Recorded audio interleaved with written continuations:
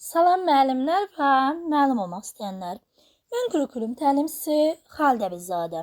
Bugün sizlər üçün daha yeni bir mövzunun, yeni bir nəzəriyyənin izahını verəcəm. İzaha keçmədən öncə qısaca ödənişli dərslərimiz haqqında sizə məlumat verim. Ödənişli dərslərimiz həftədə 3 dəfə olmaqla Google Meet platforması üzərindən təşkil olunur. Qrupda maksimum 10 müəllim olur. Hər kəsə fərdi yanaşılır. Dərs vaxtı geniş sual-cavab olunur.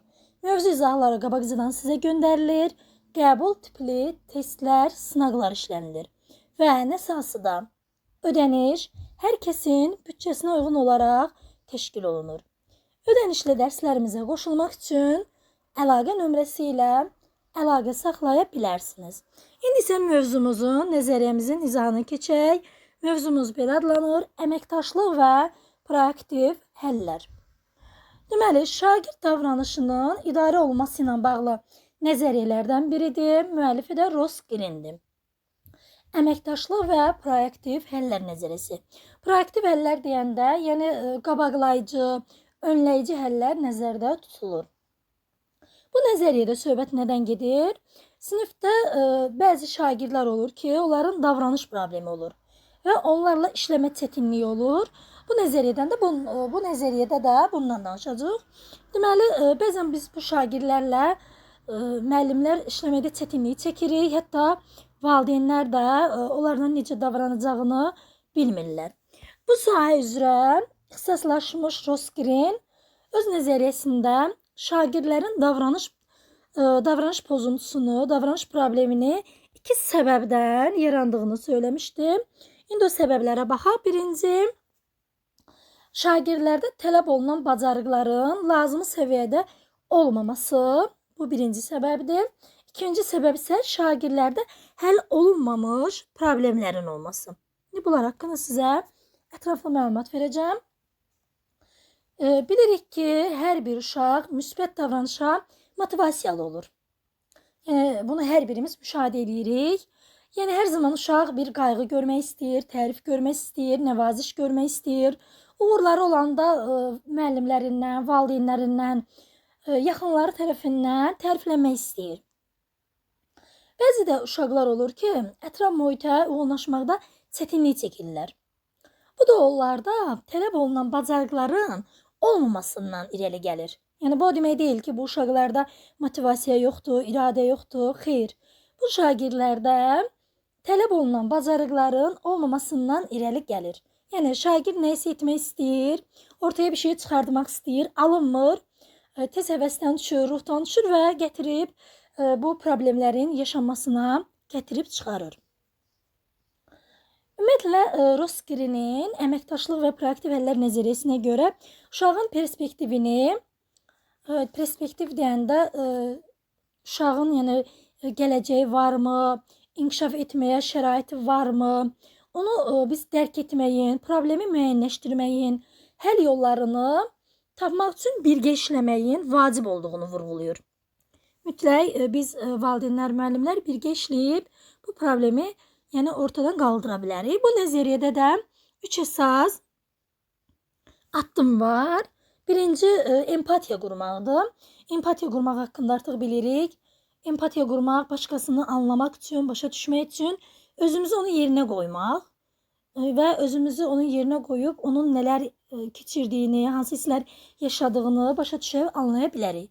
Biz burada da şagirdin motivasiya və iradəsindən yox, iş görmə bacarıqlarının olmadığını fərz eləyə bilərik. Yəni, özümüzü şagirdin yerinə qoyaraq onun nələr keçirdiyini anlaya bilərik.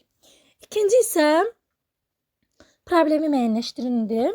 Biz burada şagirdin problemli davranışına təsir edən xüsusi məsələləri müəyyənləşdirməliyik. Yəni, müəyyənləşdirməliyik ki, şagirdə bu davranışı etməsinə səbəb nədir? Hansı səbəbdən bu davranışı sərgiləyir?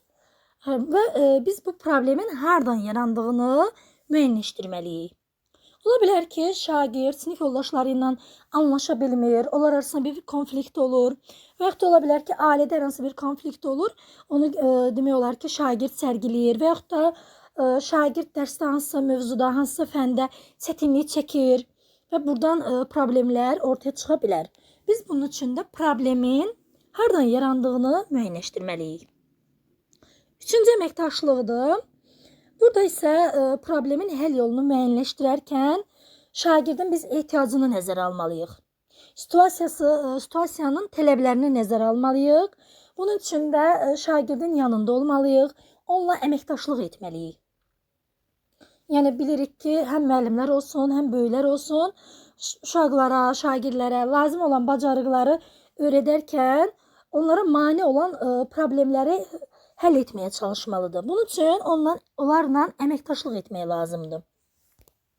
Əməkdaşlıq haqqında da bu qədər. İndi yanaşmanın tətbiqi var.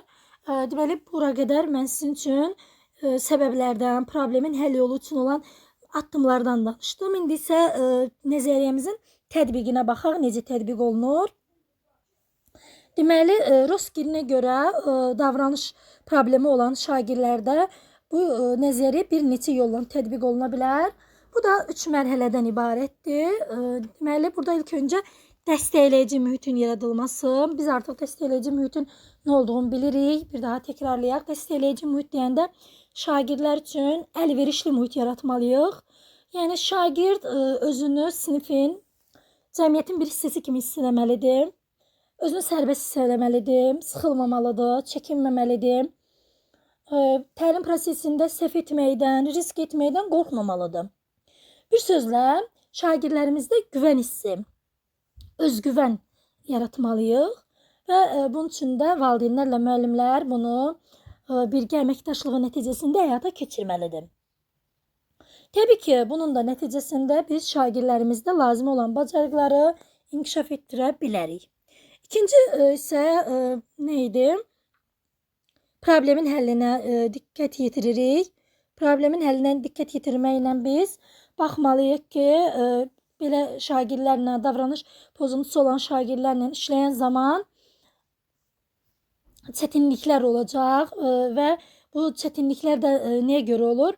Şagirdlərdə bacarıq çatışmamazlığından irəli gəlir.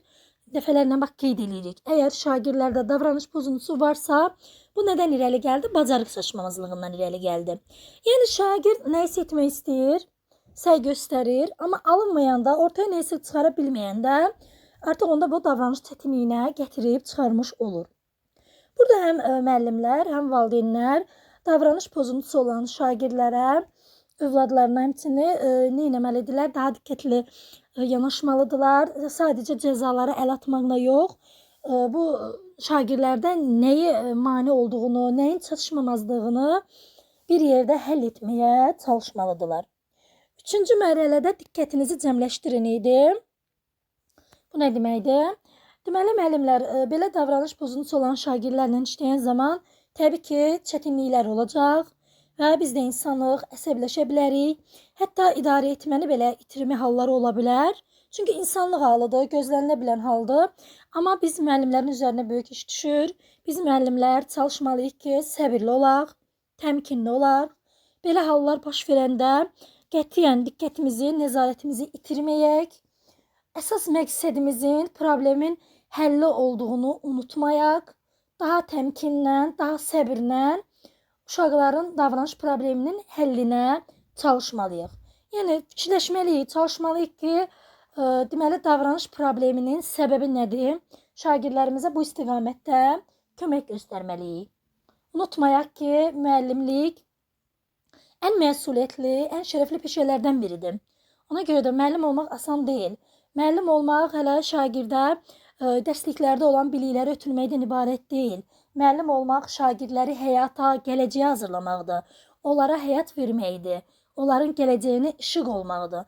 Ona görə də müəllimlərimizin üzərinə hər zaman böyük iş düşür. Müəllimlər öz işini hər zaman məsuliyyətlə və səbirlə, təmkinlə yerinə yetirməlidirlər. Bu qədər müəllimlər, ümid edirəm ki, bu nəzəriyyədə sizə kömək etmiş oldum.